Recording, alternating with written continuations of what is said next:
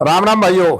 Social media पर एक video चल रही है कांग्रेस के एक नेता की, और अंतरिक्ष से जो शुभांशु मिश्रा वापस लौटा है उसके ऊपर उन्होंने बयान दिया है। भाई यो बयान कांग्रेस के नेता का सुनकर हम हंसी भी आई, तरस भी आई। भगवान ने भला करा ऐसे ऐसे आदमियों का कि ऐसे विषय को राजनीति से जोड़ने लग रहे हैं। इस नेता ने कहा है कि पहले राकेश शर्मा को भेजा जब उनके समाज के लोग गणे पढ़े लिखे नहीं थे। ईब किसी दलित को या पिछड़े को शुभांशु मिश्रा की जगह अंतरिक्ष में भेजना चाहिए था। एक बार सुन लो इसकी बात, फिर बात करांगे। मैं शुभकामना देता हूँ, सुरक्षित लौटें और जो ज्ञान उन्होंने अर्जित किया आकर के यहाँ पर बिखेरें, हम लोग लाभान्वित हों।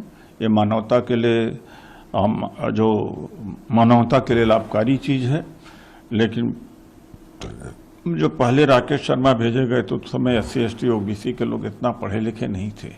इस बार मुझे लगता है बारी थी किसी बैकवर्ड को, किसी दलित को भेजना चाहिए था। कोई परीक्षा तो देके गए नहीं कि नासा में कोई परीक्षा कंडक्ट किया, उसके बाद में इनका सिलेक्शन हुआ।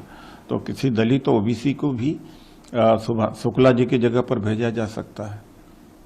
सुन लिया आपने भाई, होश कह के तो फर्क रह गया हो।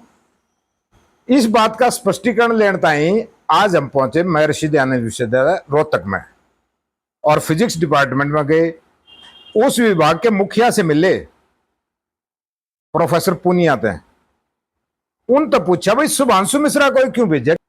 मैं डॉक्टर राजेश पुनिया प्रोफेसर हूँ, department of physics, MD university Rohtak. कि अंतरिक्ष में जो एस्ट्रोनॉट भेजे जाते हैं उसके लिए बड़े सख्त मानदंड हैं। यदि मैं साधारण भाषा में आपको बताऊं, जब आप अंतरिक्ष में जाते हैं और वहाँ घूमते हैं तो आप फ्री फॉल में होते हैं, आपका वेट जीरो हो जाता है। मतलब वहाँ पे एक्सेलरेशन ड्यू टू ग्रेविटी है, पृथ्वी अपनी तरफ खींच नहीं पाती, वो आदमी वहीं रहता है। तो उसके कारण जैसे हम सीधे खड़े हैं तो हमारे खून को भी पृथ्वी नीचे की तरफ खींच रही है। तो आदमी का ब्लड प्रेशर एकदम से अंतरिक्ष में जाएंगे तो बढ़ जाएगा, क्योंकि अर्थ उसको अपनी तरफ खींच नहीं रही। तो वहाँ पे आदमी का सर्वाइव करना बहुत मुश्किल है।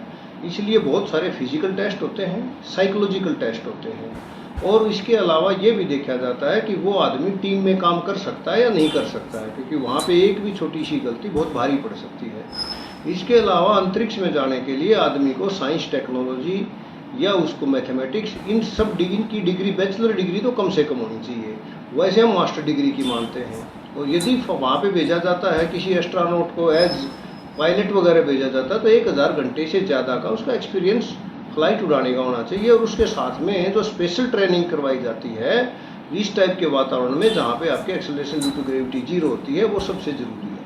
तो ऐसा ही डिफरेंट लोग जो अप्लाई करते हैं, वहाँ जाने के लिए इच्छुक होते हैं, उन सब के ये परीक्षाएं ली जाती हैं और जो उनमें तय मानदंड को पूरा करता है उसी को भेजा जाता है। सुनिए आपने, अरे भले मानस दिमाग में के कहूं, इस चीज के लिए एक पैमाना हो, बाकायदा टेस्ट हो है, जिस तरह प्रोफेसर साहब ने बताया। हाँ, योग्यता किसी भी जाति या धर्म की मोहताज नहीं होती भाई। हर जाति में योग्य आदमी है, हर समाज में है, हर धर्म में है। लेकिन राजनीति आड़े तक पहुंच गई। मतलब वह चीज तो मरे मन तो इसने उसको शुभकामना भी दी है, लेकिन कहां जोड़ा है उस चीज को। इन लोगों का कितना भला होगा ये आप अंदाजा लगाइयो। वीडियो अच्छी लगे तो भाई इसे शेयर कर दियो और लाइक करियो। राम राम।